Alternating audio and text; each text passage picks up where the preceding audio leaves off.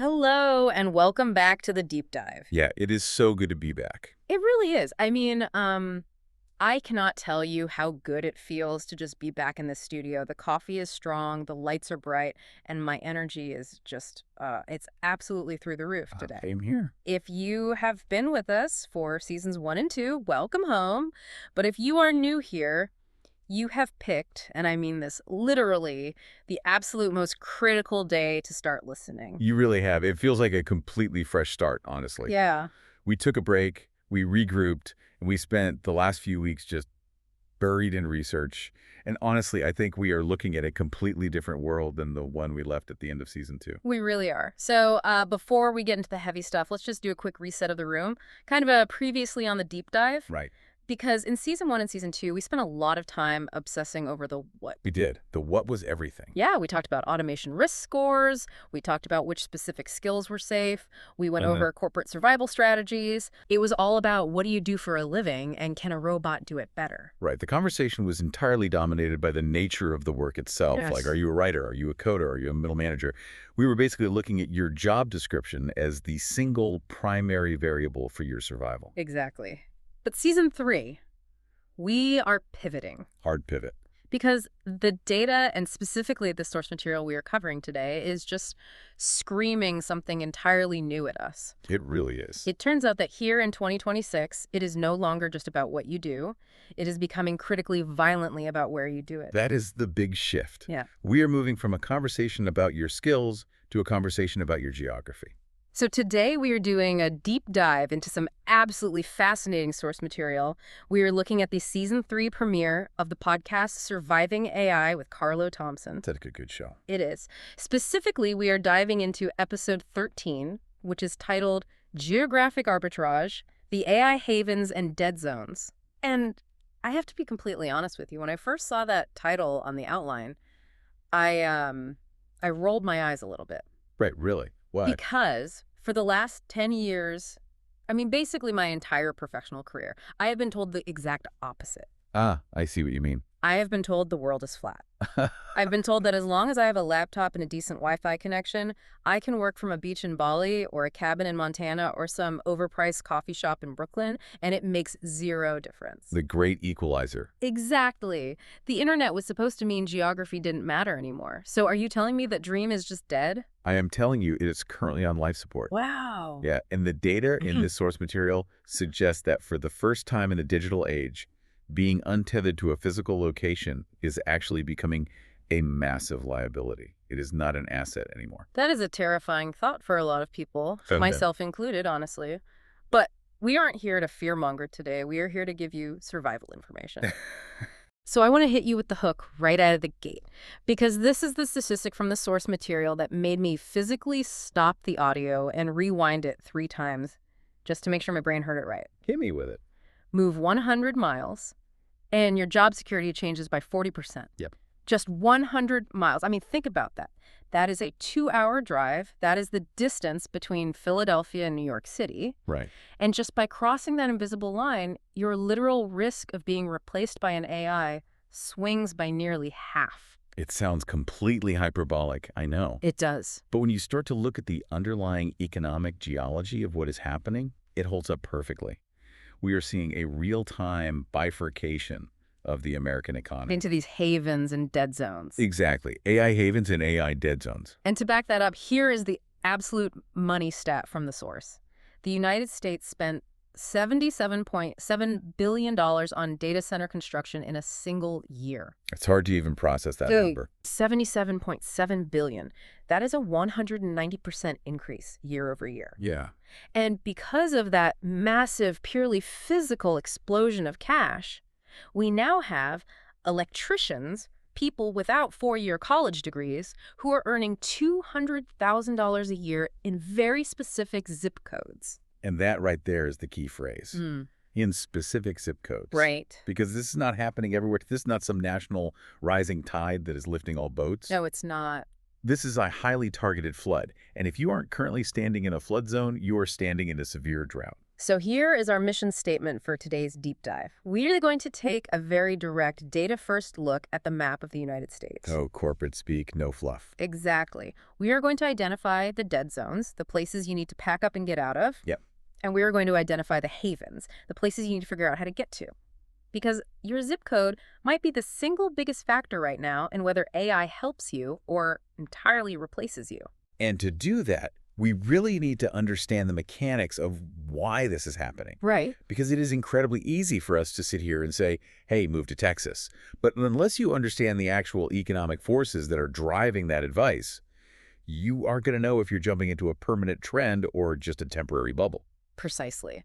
So let's start with the big economic context here. The source material refers to this period, mainly 2025 and early 2026, as the ghost boom. The ghost boom. Now that sounds a little spooky, but it also just sounds contradictory to me. How so? Well, a boom is generally a good thing, right? And a ghost is usually bad. Yeah. So what on earth is a ghost boom? It is a fascinating and frankly slightly disturbing economic phenomenon. Okay. If you look at the headline numbers that politicians and news anchors just love to quote on TV, things like GDP, corporate profits, stock market indices, everything looks fantastic. Right, the charts are all green. Exactly. Productivity is soaring to levels we honestly haven't seen since the late 90s .com boom. Companies are making money hand over fist. So the economy is working. The corporations are working. Oh.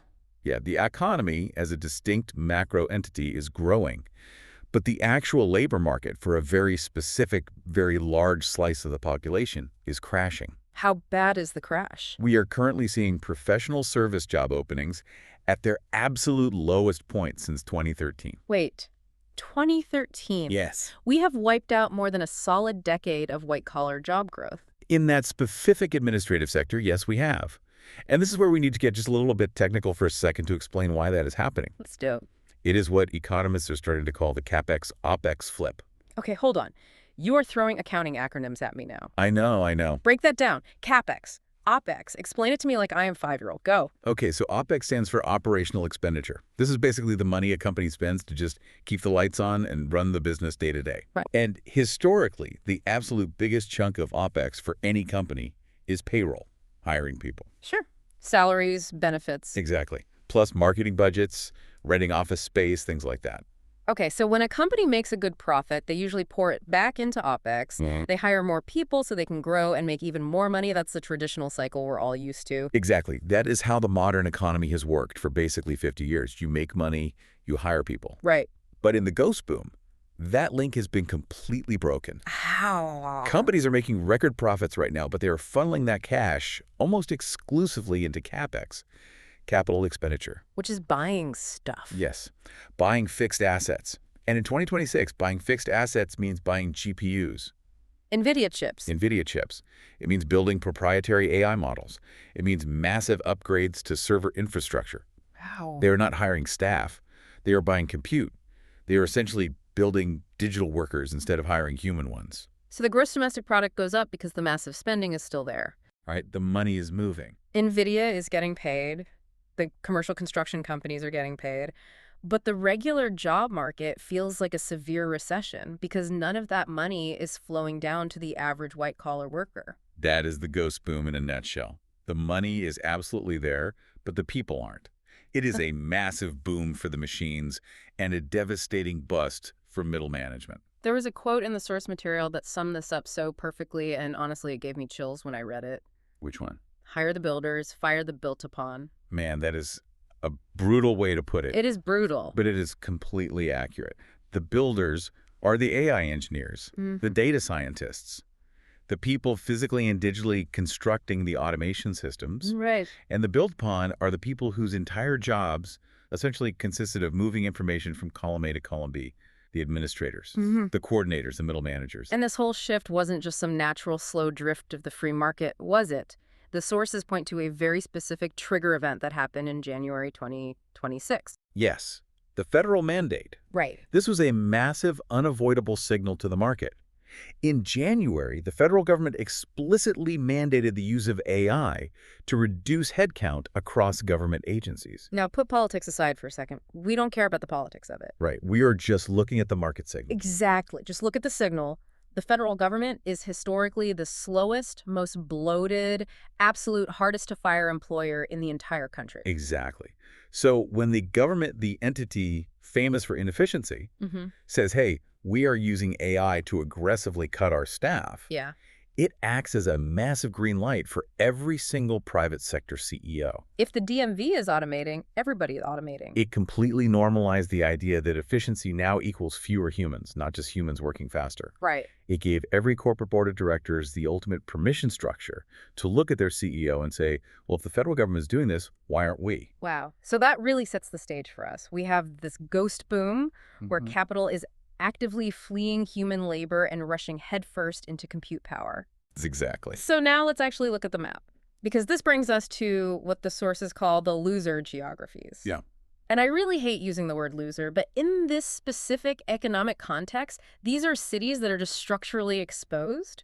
So who is in the crosshairs right now?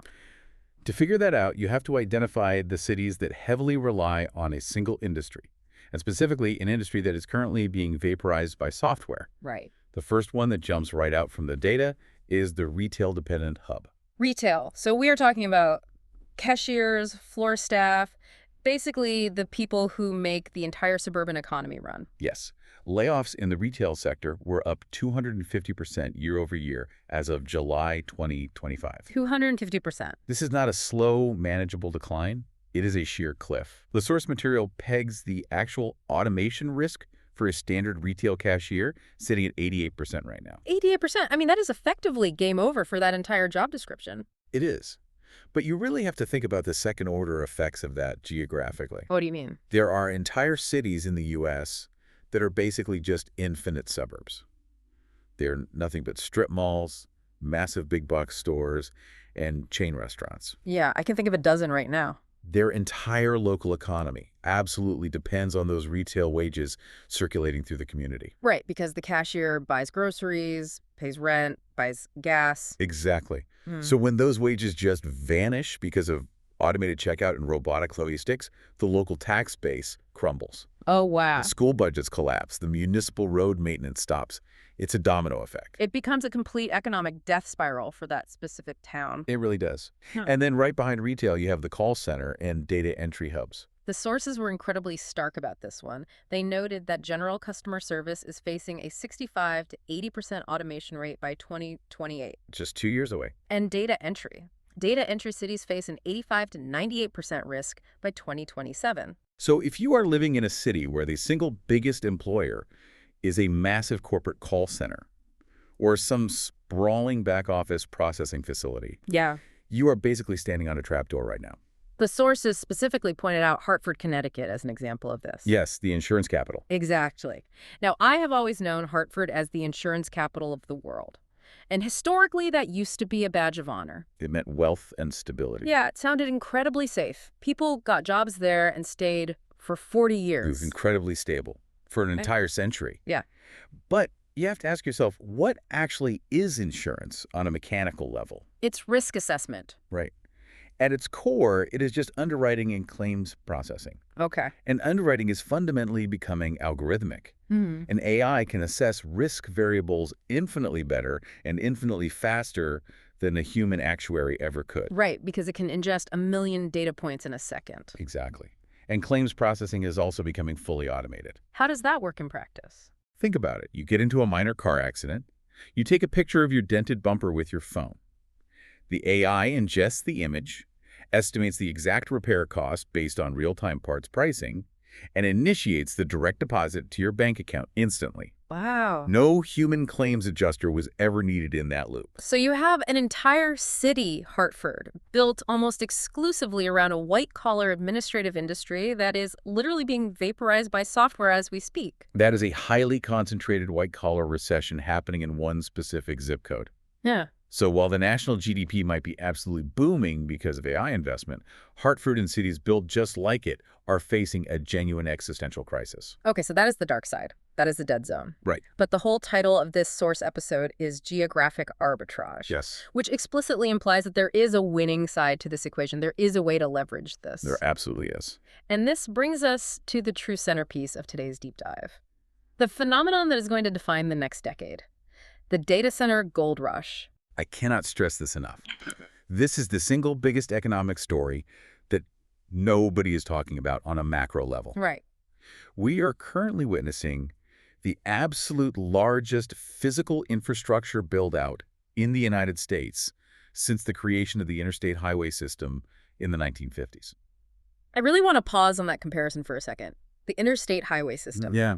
Because that project completely changed the physical and cultural face of America. It literally created the modern suburbs. It destroyed entire towns that had the bad luck to be bypassed.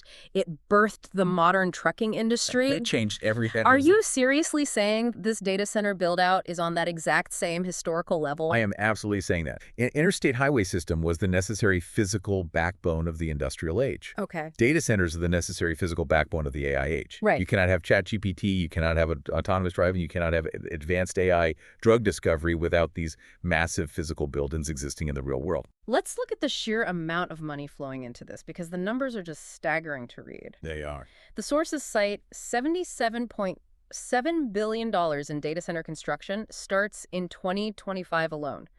That is a 190% increase from the year before. And to really give you a visceral sense of the velocity here, the raw speed at which this money is being deployed, just look at the monthly spending charts. Break it down. Back in mid-2021, the U.S. was spending roughly $500 million a month on data center construction. Okay. $500 million a month. That's a lot of money. By December of 2025, Yeah. $6.5 billion a month. From $500 million to $6.5 billion a month. That is basically a vertical line on a graph. It is vertical, and it is not stopping anytime soon. The confirmed project pipeline for just the first half of 2026 is another $88 billion.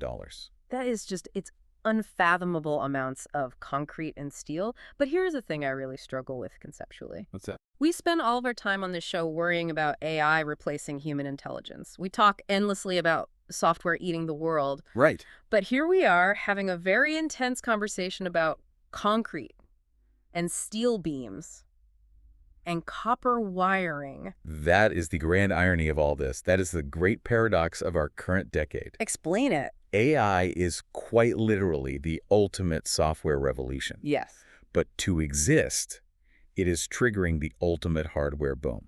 As the source material beautifully put it, the machines need physical homes, and human hands are the only ones that can build them. Because you simply cannot prompt ChatGPT to pour 10,000 tons of concrete. Exactly. You cannot ask a large language model to go dig a 3-mile trench or weld a structural steel beam. Right.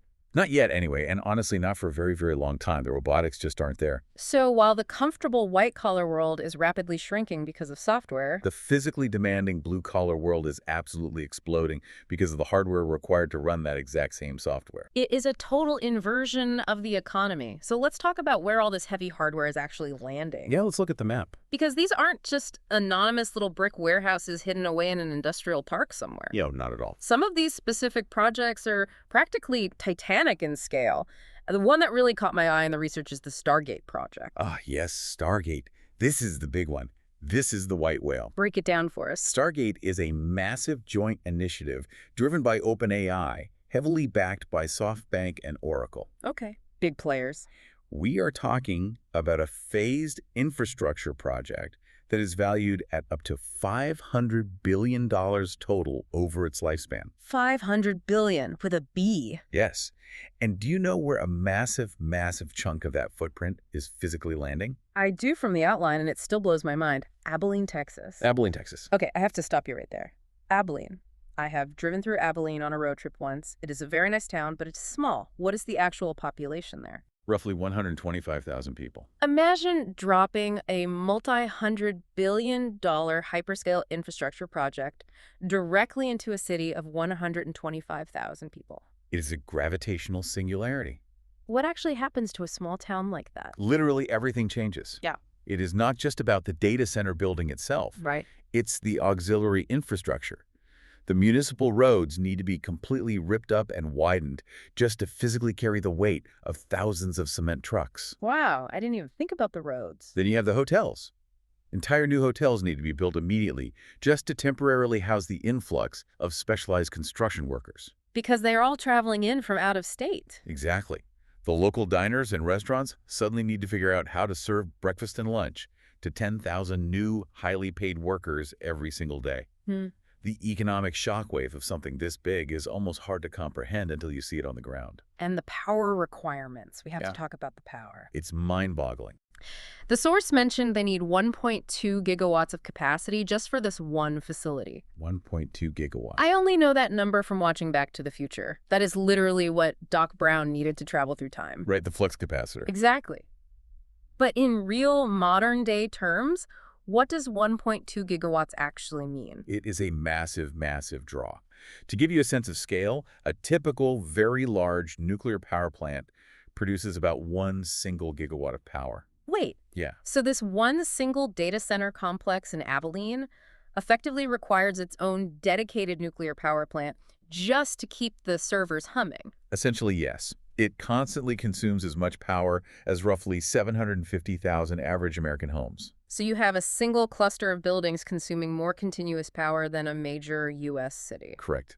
And that right there is exactly why geography matters so much now. Because of the grid. You can't just put these things anywhere. You need massive plots of stable land. You need unprecedented access to the high-voltage power grid. And you need incredible amounts of water for the cooling systems. And Stargate isn't even the only one. Not by a long shot. The sources outline the Vantage Frontier project, which is also going into Texas. That one is a $25 billion build. Huge.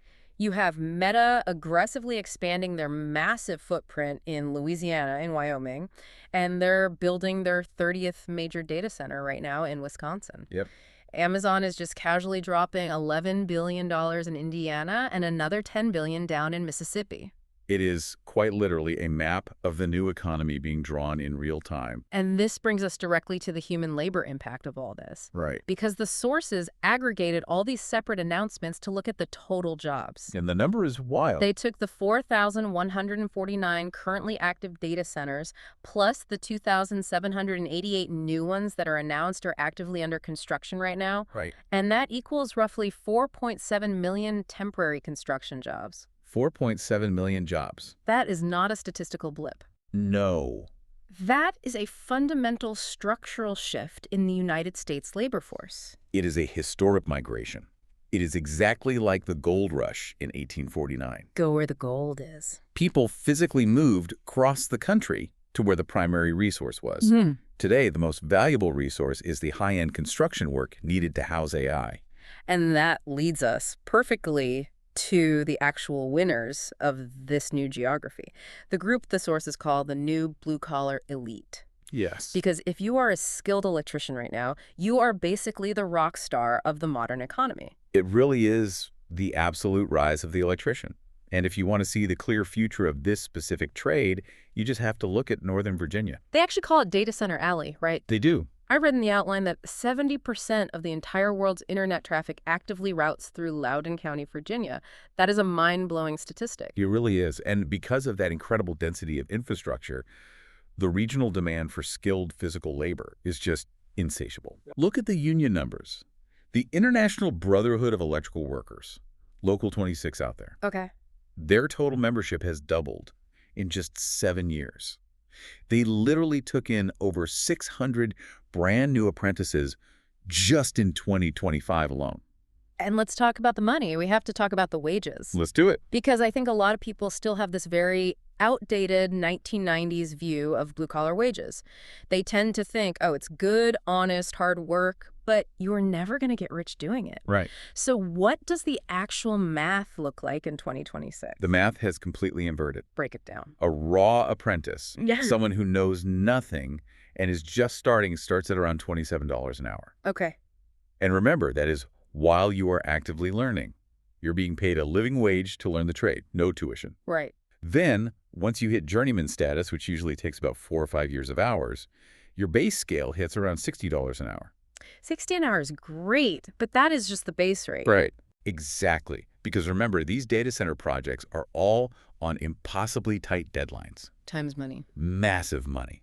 Every single day, a server rack isn't running, OpenAI or Amazon or Google is losing millions of dollars in potential compute revenue. Right. They need these buildings finished yesterday. So what does that mean for the worker?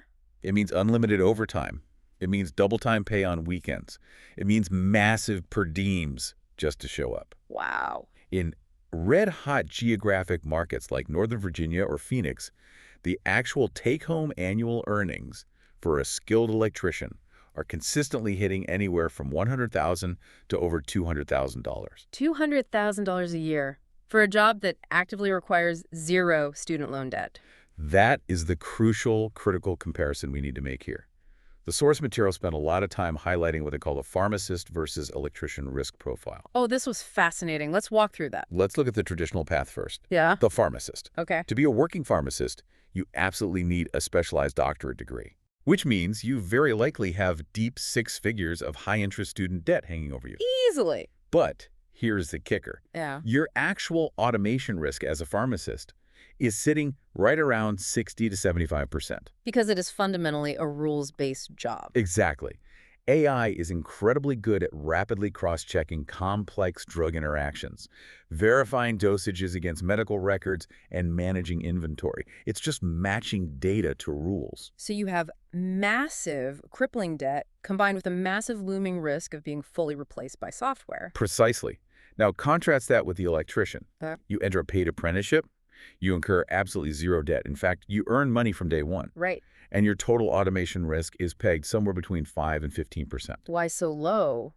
Because you simply cannot automate the highly variable physical installation of a custom cooling system inside a cramped server rack. It requires human dexterity. It's entirely too physical, too variable, and requires too much spatial problem solving in real time. I really have to tell you, reading this, I realized my parents were completely right. They always told me to learn a physical trade. And you didn't listen. No, I wanted to sit in an office and create digital content. And honestly, looking at these numbers, I am starting to feel like I made a terrible long-term calculation. Well, unless you can magically figure out how to physically wire a high-voltage server rack using only your voice, you might want to look into night school. Honestly, I might. But seriously, this idea of degree liability is a very real concept now. It is. Having a traditional college degree might actually mean you are statistically more exposed to AI replacement than someone who never set foot on a campus. So the smart money, the whole concept of geographic arbitrage, is actively moving your life to exactly where these physical wires need to be run. Yes. We already mentioned Northern Virginia as a haven. Where else is hot right now? Phoenix, Arizona is absolutely massive right now. Why Phoenix? You obviously have the data centers being built there, but you also have the massive new TSMC semiconductor chip plants. Right, the hardware supply chain. Exactly. Electrician payout in Phoenix is averaging $80,000 to $110,000 right now, and the relative cost of living is still much lower than the traditional coastal cities. Where else? You have the Texas corridor, so places like Abilene and Dallas, entirely driven by that massive Stargate project. Okay. Columbus, Ohio is another huge one. Intel is building massive factories there, plus the Amazon data centers. And there is a very specific subspecialty mentioned in the outline that I want to highlight. HVAC. Yes. But to be clear, we are not talking about fixing the noisy air conditioning unit in your neighbor's backyard. Right. What are we talking about? Liquid cooling. This gets a little technical, but it's important. Explain it. These new generation AI chips, specifically the new NVIDIA chips like the Blackwell architecture, they run incredibly dangerously hot, much hotter than any traditional cloud server ever did. Because they are processing so much math all at once? Exactly. So traditional air cooling, literally just blowing massive high-speed fans on them in a cold room, it physically does not work anymore. It can't pull the heat away fast enough to stop them from melting. So what's the solution? They desperately need incredibly complex, closed-loop liquid cooling systems. Massive networks of specialized pipes, exotic cooling fluids, industrial heat exchangers. It's basically ultra-high-tech plumbing for supercomputers. That is exactly what it is, and that specific skill is currently the absolute fastest-growing specialty in the entire trades sector. Wow. If you know how to reliably plumb high-pressure liquid cooling for $1 billion server farm without causing a leak, You can practically name your own price right now. That is incredible. It is a complete and total inversion of the white-collar status quo we all grew up with. It really is. But I know for a fact there are thousands of people listening to this right now who are sitting there thinking, okay, that is great for the electricians, happy for them, Okay. but I'm a digital knowledge worker. I work entirely on a laptop. I am in digital marketing, or I do software coding, or I am a graphic designer. The laptop class. Exactly. And their logic is I can do my job from absolutely anywhere on Earth, so I will just go be a digital nomad in a cheap beach town in Bali, keep my San Francisco salary, and wait this whole AI thing out. And that, unfortunately, brings us directly to the remote work paradox. The sources were honestly pretty savage about this specific mindset. They flat out stated the digital nomad dream is completely collapsing. Yeah, Why? Why is it collapsing? It is collapsing because of a very simple, very brutal new rule of economics. Which is? If you can do your entire job from a laptop sitting on a beach, an AI can do your entire job from a server sitting in a rack. Ouch. I mean, that really stings to hear. I know, but you have to walk through the actual logic of it. Walk me through it. Think about what remote work actually is at its core. It essentially means that your total professional output is purely digital. Right. You type things, you click things, you attend Zoom calls, you send files. Exactly. You do not strictly need to be in the physical room with anyone. You do not ever need to physically touch a real-world object to generate value. Right. So if your job is 100% purely digital, you are now competing directly, head-to-head, with a native digital entity. The AI. Yes. Yeah. An AI agent that works 24/7, never takes a vacation, does not require expensive health insurance, and literally costs pennies on the dollar compared to your salary. So the whole concept of geographic arbitrage used to work massively in favor of the remote worker. Yes. You earn a massive San Francisco tech salary, but you pay cheap rent living in Thailand or Mexico. You win the game. But now that exact same dynamic works directly against you. Because the corporate finance department inevitably looks at the spreadsheet and says, wait a minute, why are we paying this human worker in Thailand $80,000 a year when this new autonomous AI agent from OpenAI costs us $20 a month and does the exact same tasks faster? The geographic friction that used to implicitly protect the remote worker, the absolute need for a human being to sit in a seat and click the mouse, is completely gone. It has evaporated. So we really need to clearly distinguish between what the sources call the safe remote roles and the at-risk remote roles. Because surely not absolutely every digital job is disappearing tomorrow. No, not everything. The line in the sand is very clearly drawn between strategy and execution. Strategy versus execution. Yes. The truly safe digital roles are entirely defined by deep, nuanced client relationships, extremely high stakes, strategic judgment, and creative direction. Notice you said creative direction, Yeah. not creative execution. Exactly. Telling the AI exactly what needs to be created rather than sitting down and painstakingly creating it yourself. Give me an example of a safe role. Okay. If your specific job is to manage a highly sensitive $10 million enterprise client account, you have to navigate their internal corporate politics. You have to take their CEO out to a nice dinner to calm them down, and you have to map out their 5-year strategic growth plan. You are incredibly safe. Yes, because all of that requires deep human nuance. It requires reading the emotional temperature of the room. And an AI fundamentally cannot read the room. No, it can't. But if your job sits squarely in the execution layer, Like what? like repetitive data entry, basic Tier 1 customer service, junior-level software coding, basic corporate graphic design, Yeah. SEO content writing. Right. If your daily job is simply take this pre-written spec document and go build the widget, you are deeply in the danger zone. The sources explicitly cite an 80% total automation risk for standard customer service roles. And up to 75% for basic content creation and copywriting. The sources also spent time digging into something they called the junior problem. And this is a massive issue I've been hearing whispers about all over the tech sector. It's a huge crisis. It's about AI agents acting as infinite, disposable junior employees. Like that coding agent, Devin, that made headlines. Exactly. This is an absolute crisis for the traditional corporate career ladder. How does it break the ladder? Historically, the unspoken corporate deal was this. A company hires a brand new junior employee fresh out of college. Right. They are slow, they make a ton of mistakes, and they are basically unprofitable for the company for at least the first year. Sure, you have to train them. But they do all the tedious, boring grunt work.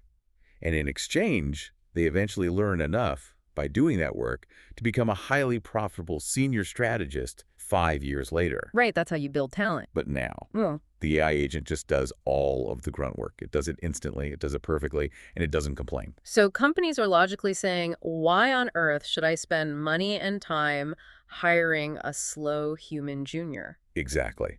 They are still aggressively hiring the senior strategists and the elite AI builders, but they are completely chopping off the bottom 3 rungs of the career ladder. Which means if you are just starting out in your career right now, or if you are currently stuck down in that basic execution layer, the traditional path to move up is essentially broken. It is structurally broken. And there is a very real psychological element to all of this, too. There is a phrase in the transcript that stuck with me. Busy is a euphemism for scared.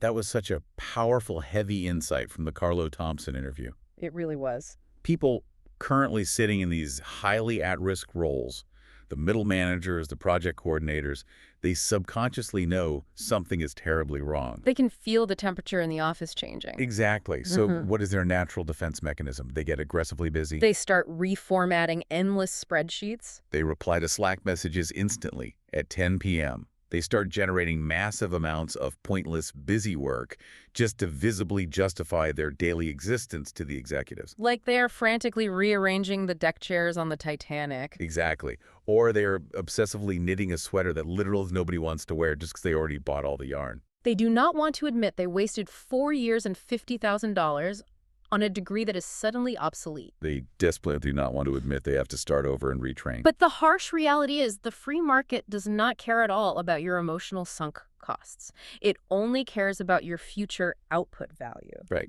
So let's pivot. Let's say you are currently stuck in that execution layer and you read the writing on the wall. Okay. But you also absolutely know you do not want to become an electrician. And maybe you physically can't lift 50 pounds all day. Maybe you are terrified of heights. Sure, it's not for everyone. Where do you realistically go? Is there a white collar, or at least a pink collar, geographic safe harbor left in this economy? Yes, there is. Healthcare. Healthcare, the other safe harbor. Exactly. Hmm? Human healthcare is the massive demographic counterbalance to the tech data center boom. Break the numbers down for me. We are currently staring down a rigidly projected shortage of roughly 250,000 to 500,000 registered nurses by the year 2030. Wait, up to 500,000 nurses short? Nationwide? Yes, and this is absolutely not a temporary cyclical blip. We have a massive, rapidly aging baby boomer population that requires intensive daily care.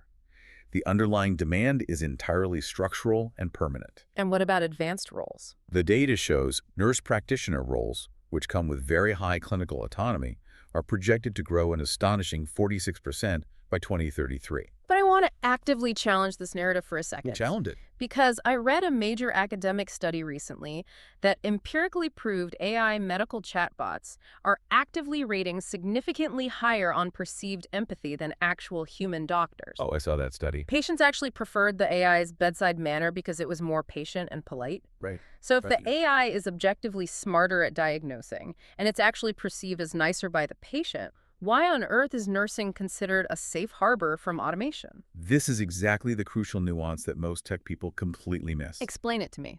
It is absolutely not about empathy in the traditional sense of just saying nice, comforting words. Yeah. An AI can obviously be programmed to say very nice things. It can instantly write you a beautiful, comforting poem about your chronic back pain. Sure. The real impenetrable moat that actively protects the nursing profession is something we call the friction. Or, more bluntly, the suck factor. The suck factor. Yes. Real nursing is incredibly hard, messy work. It is deeply physical. Right. It inherently involves bodily fluids. It routinely involves physically lifting a confused 200-pound patient who has fallen out of bed in the middle of the night. Yeah, an iPad on a rolling stand cannot do that. Exactly. You physically cannot automate a complex catheter insertion. You cannot automate the intensely physical act of restraining a combative patient in a chaotic emergency room. So basically, the very fact that the job is physically messy and difficult is your ultimate job security. Exactly. Software hates messy reality. And beyond the physical friction, there are 2 other massive structural factors protecting healthcare. What are they? Legal accountability and environmental volatility. Okay, let's start with legal accountability. Think about the American legal system. An AI algorithm legally cannot testify in a malpractice court. Right. A software program cannot legally sign a secure chain of custody document for highly controlled narcotics like fentanyl. Somebody with a real license has to put their actual name on the line. Exactly. If a patient tragically dies in a hospital, a human being ultimately has to be the one to stand up and answer for it. That sheer legal liability requirement acts as a massive, impenetrable shield for human healthcare workers. And what about the volatility aspect? An active emergency room is pure chaos. It is wildly unpredictable minute to minute. True. AI completely hates unpredictability. It thrives purely on neat, structured data patterns. When a trauma patient is rapidly crashing and 5 different chaotic things are happening simultaneously, you absolutely need a human being's snap judgment in the room. Okay, so the premise holds up. Healthcare is a highly safe sector, but again, the theme of this deep dive is geography. Where should you physically go if you want to maximize this? If you are playing the geographic arbitrage game, you want to look for the Tier 1 healthcare hubs. Define a Tier 1 hub. These are cities where healthcare isn't just a necessary municipal service, it is the fundamental economic engine of the entire region. Houston, Texas is the absolute prime example. The Texas Medical Center. Exactly. It is physically the largest integrated medical complex in the entire world. It is literally a dense city within a city. Where else? You have Boston, you have Nashville, which is the massive corporate headquarters for HCA Healthcare. Right. Baltimore with Johns Hopkins, Cleveland with the clinic. These are massive geographic magnets for stable capital. But the source has also pointed out a very different strategy here, a rural arbitrage play. Oh, this is a massive opportunity if you can handle the lifestyle change. Tell me about it. Rural community hospitals across America are absolutely desperate for staff right now. They are routinely offering $10,000 to $20,000 upfront cash sign-on bonuses just to get you in the door. Wow. Plus aggressive federal student loan forgiveness programs. They will literally pay you pure cash just to physically move to their zip code. And this brings us perfectly to the salary versus cost of living math. Because I think people get really blinded by the gross top-line salary number. They absolutely do. They see a gross number like $150,000 and immediately think, I'm rich. Right. But they ignore the cost to exist in that location. This is what the sources call the U1 calculation. Walk me through the math. Let's realistically look at a specialized nurse living in San Francisco right now. Okay. They have a very high gross salary. Yeah. Let's say $150,000. Sounds amazing on a resume. Sure. But their monthly rent for a standard one-bedroom apartment is $3,800. A standard cocktail out with friends is $25. The state income taxes are punishingly high, and the daily psychological stress level is just off the charts. Right. Now contrast that. Look at a nurse doing the exact same job in Houston.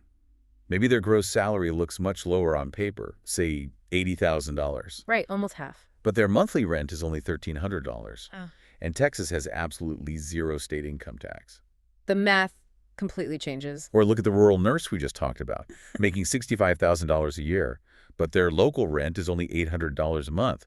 Plus, they got a tax-free $20,000 sign-on bonus. When you sit down and strictly do the math on actual disposable income, Which is the actual money you get to keep in your pocket and spend on your life. right, the nurse down in Houston or the rural nurse almost always comes out massively financially ahead of the San Francisco nurse. Every single time.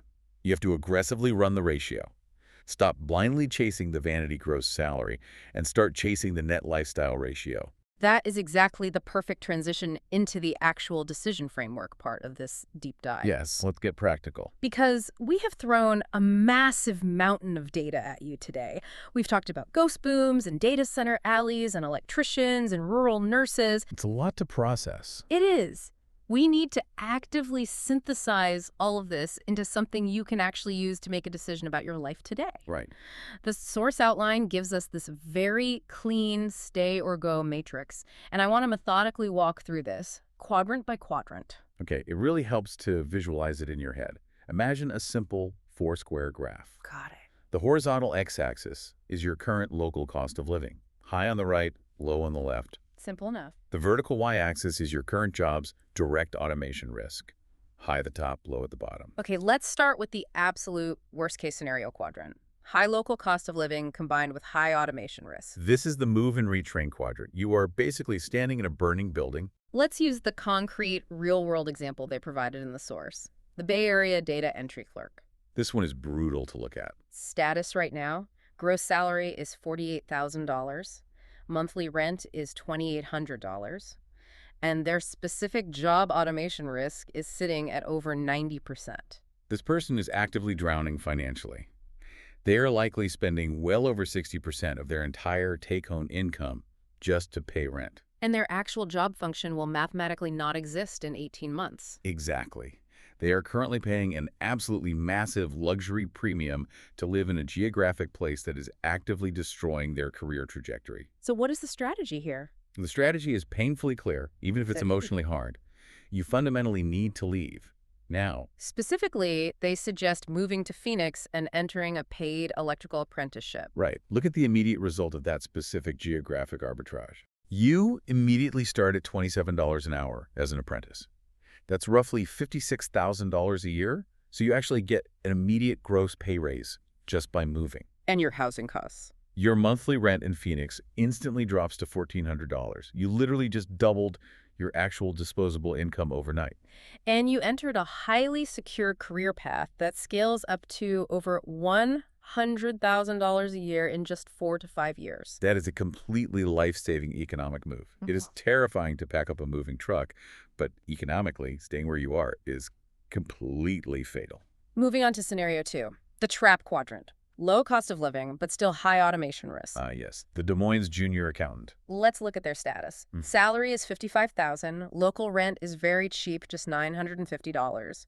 But their specific job function is extremely high risk because basic corporate finance is rapidly automating. Right. So the massive psychological trap here is genuinely believing that you absolutely must move to a big Tier 1 coastal city just to save your career. Right. They think they need to flee to New York City to find a better accounting job. Exactly. And the sources explicitly say, do not do that. Do not move to New York City. That is a massive mathematical mistake. Why? Because if you move to Manhattan, your rent instantly skyrockets to $3,200. But your fundamental automation risk as a junior accountant stays exactly the same. Right. The software algorithm works exactly as perfectly in an expensive Manhattan skyscraper as it does in a cheap office park in Iowa. Precisely. So the correct strategy for this quadrant is to absolutely stay put physically. Keep your monthly burn rate as low as humanly possible. And use that cheap rent as a financial runway to aggressively pivot your skills. Yes. Pivot away from being a basic execution accountant. You need to actively train yourself to become an AI-augmented financial analyst. What does that mean practically? It means learning the strategic layer. You need to learn exactly how to prompt and manage the specific AI tools that are replacing your old tasks. You are using your cheap Midwestern geography to literally buy yourself the necessary time to retrain without the crushing monthly pressure of writing a $3,000 rent check. So you actively leverage the cheap geography to financially survive the transition period. That is incredibly smart. It's the only way to play that hand. Okay, scenario 3. High cost of living, but low automation risk. This is the stay if you can actually afford it bucket. So who is in this bucket? This is the senior strategic partner at a massive corporate law firm in New York City. Right. Or the chief creative officer at an ad agency in Los Angeles. Right. You are highly protected from automation because your daily job is entirely based on complex strategy, deep human nuance, and high-level client relationships. But you are paying an absolute fortune in housing and taxes just to exist there. So what's the play? If you genuinely love the energy of the city and the math works for your budget, then stay. But you need to deeply understand that you are actively paying a massive luxury tax purely for that specific geographic location. It is a lifestyle choice, not an economic necessity anymore. And finally, the holy grail, the sweet spot, low cost of living combined with low automation risk. If you are in this quadrant, you have officially won the game. This is the specialized healthcare worker down in Nashville, or the skilled union electrician out in Abilene. Or the high-level remote strategist who smartly relocated to a low-tax state with cheap housing. Right. Your baseline costs are incredibly low. Your specific job sector is structurally growing faster than they can hire. You have maximized your daily disposable income, and you have maximized your long-term security. You won. You won the board. It makes so much logical sense when you clearly lay it out in that matrix, but it absolutely requires real action from the listener. It requires painfully admitting that the old cultural rules we were all taught, get a 4-year degree, move to a crowded coastal city, sit at a tiny desk. Those rules might be fundamentally broken now. The entire economic map has been aggressively redrawn in the last 2 years. The old map always pointed you to the big coastal cities for safe knowledge work. And the new map points you directly to the central energy corridors for massive infrastructure work and the regional medical hubs for secure care work. I really want to circle back to the sheer scale of this for a second before we wrap up. We mentioned Abilene, Texas earlier. 125,000 people absorbing a $500 billion project. Yeah. I really want you, the listener, to sit with that specific thought. That is not just a nice new factory opening up down the road. That is an economic shockwave. It fundamentally changes everything about the reality of that town.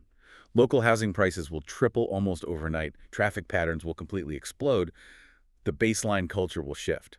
If you are a local barber cutting hair in Abilene right now, you are about to have the busiest, most profitable decade of your entire life. If you own a local breakfast diner, you better buy 3 more grills. The true whoa moment for me during this research was deeply realizing that these AI infrastructure projects are so incredibly massive, they literally distort the local economic gravity of whatever city they touch. And that reality creates a massive sense of urgency. Because these booms, historically, do not last forever. That is the ultimate warning label on all of this data. Construction booms always have a mathematical peak. Right. The interstate highway system eventually got completely built. Exactly. And once the physical road is fully paved, you simply do not need 10,000 expensive pavers anymore. You just need a few guys to patch the potholes. So where are we in the cycle right now? We are currently in the absolutely frantic early build phase. The window of maximum opportunity is wide open right now. But it is actively closing. Look at the data. Those highly paid union apprenticeships in Northern Virginia, they're filling up extremely fast. And the nursing programs. The source outline explicitly noted that 80,000 fully qualified nursing applicants were actively turned away in 2024. 80,000. Right. Why? Because of strict capacity limits. There's a massive structural shortage of clinical nursing faculty to actually teach them. So the window to act is open today, but the line to get through it is getting longer every single day. It is not fully closing tomorrow, but the massive early adopter financial advantage is happening right this second. Yeah. If you blindly wait until 2028 when the massive data centers are already built and the software automation has fully gutted the suburban call centers. It is going to be a much, much harder, much more desperate conversation to have with your family. Absolutely. So if you are listening to this deep dive right now and you are feeling that tight anxiety in your chest, that very real feeling, the busy is just a euphemism for scared. Pay attention to that feeling. Take a long, hard look at your current zip code. Look at the actual math of your life. Do you have a final thought you want to leave the listeners with today? My final thought, honestly, just boils down to this one simple equation. Your physical zip code is now greater than your corporate job title. That is powerful. For decades, we have entirely defined ourselves by what we do. I'm an accountant. I'm a digital writer. I'm a manager. Right. You urgently need to start defining yourself by exactly where you are physically positioned in the macro flow of capital. Are you standing exactly where the billions are flowing? Or are you standing exactly where the water is rapidly drying up? It is not about completely abandoning modern technology and living in the woods. It is about smartly, physically positioning your life exactly where the new technology desperately needs a human being to exist. The digital AI absolutely needs the physical data center, and the physical data center absolutely needs the human electrician. Exactly. Be the electrician. Be the electrician, or be the hands-on nurse, or be the high-level strategic leader. But whatever you do not be the passive bystander waiting for the algorithm to tap you on the shoulder. You cannot just wait it out. That is a massive amount of data to digest today. But honestly, that is exactly why we are here. It's survival information. And we are absolutely not slowing down. Next episode, episode 14, we are aggressively tackling the age factor. Oh man, this next one is going to be wildly controversial. It really is. Because absolutely everyone over the age of 40 inherently thinks they are the ones most at risk right now. They constantly say, oh, I'm way too old to learn how to prompt AI. I'm going to get replaced by a kid. But the hard 2025 data says the exact literal opposite. The AI automation wave is actually hitting the absolute youngest entry-level workers the hardest and the fastest. We are going to totally debunk the tech ageism myth and show you exactly why decades of analog experience might secretly be your ultimate shield against the algorithm. But real quick before we sign off, I just want to drop one final, slightly provocative thought into your brain to mull over this week. All right, let's hear it. We've talked endlessly today about the AI dead zones, the cities that are losing their retail base, losing their call centers. Right, the Hartford, Connecticut example. Exactly. Well, think about this. When a city's tax base collapses because the white-collar jobs were vaporized by software, who actually ends up paying to maintain the massive electrical grid and water infrastructure that the remaining population still desperately needs? Oh, wow. Does the federal government have to constantly bail out hundreds of automated ghost towns? Or do we eventually see these dying cities aggressively taxing the local bandwidth itself just to survive? That is a deeply terrifying thought experiment. Just something to chew on while you look up the real estate prices in Abilene. Fair enough. I cannot wait to get into the age factor data next time. Thank you so much for joining us again on the deep dive. Check your local zip code, run your own numbers, check your real automation risk, and we will see you right back here next time. Stay safe out there. And keep diving.